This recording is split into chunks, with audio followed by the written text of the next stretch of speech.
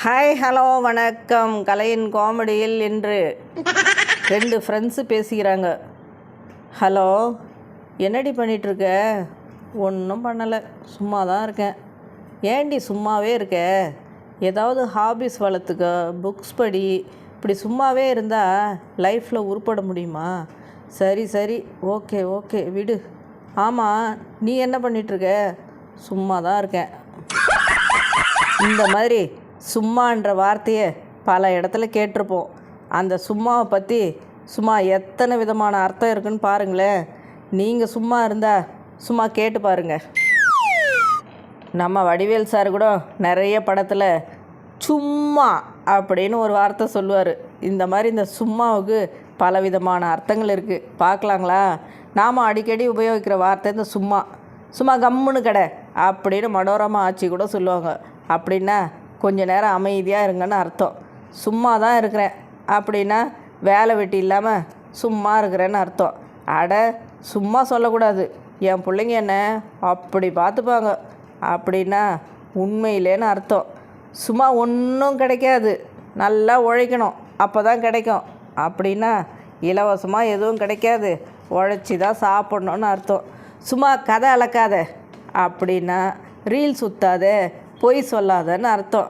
அட, எங்கள் வீட்டில் சும்மா தான் இருக்குது, நீ வேணால் கொண்டு போப்பா அப்படின்வாங்க. அப்படின்னா எங்களுக்கு உபயோகம் இல்லாமல் இருக்குது, நீ கொண்டு போய் பயன்படுத்திக்கோ. ஆனால் இந்த காலத்தில் அப்படிலாம் சொல்லுவாங்களான்னு தெரியல. அம்மா, தம்பியை பாருமா, என்னை சும்மா சீண்டிக்கிட்டே இருக்கான். இது எல்லா வீட்லேயும் நடக்கிற அக்கா தம்பி அண்ணன் தங்கச்சிங்க போட்டி விளையாட்டு. அதுக்கு அடிக்கடின்னு அர்த்தம். இவன் இப்படி தான் சும்மா சொல்லுவான். காலையில் ஸ்கூல் பஸ் வர்ற வரைக்கும் வயிற்று வலிக்கும், அப்புறம் பஸ்ஸு போனதுக்கப்புறம் வயிறு வலி சரியாயிடும்.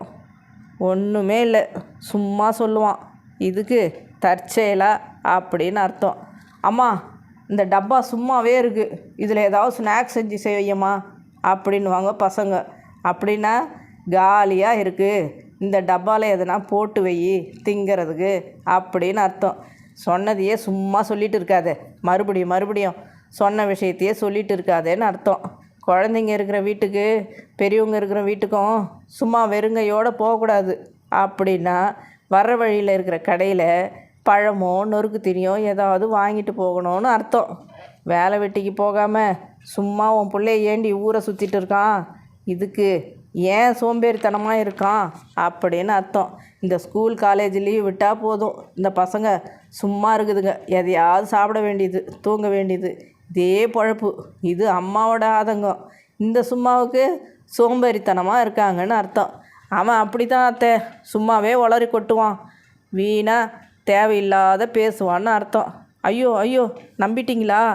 எல்லாமே சும்மா தான் சொன்னேன். அட போவியா அப்படின்னா விளையாட்டுக்கு சொன்னேன், இதுக்கா ஃபீல் பண்ணுற அப்படின்னு அர்த்தம். இப்படி நம்ம தினமும் பயன்படுத்தும் இந்த சும்மா என்ற சொல்லு அந்தந்த இடத்துக்கு ஏற்றபடியும் செயலுக்கு ஏற்றபடியும் பலவிதமான அர்த்தத்தை கொடுக்குது. பார்த்தீங்களா? இது சும்மா இல்லை, சும்மாவாவது யோசித்து பாருங்கள். சும்மா எவ்வளோ அருமையாக இருக்குல்ல? பிடிச்சிருந்தா சும்மா ஒரு லைக் போட்டுட்டு போங்க. சும்மா சிரிச்சிட்டே இருங்க, சந்தோஷமாக இருங்க. நன்றி, வணக்கம்.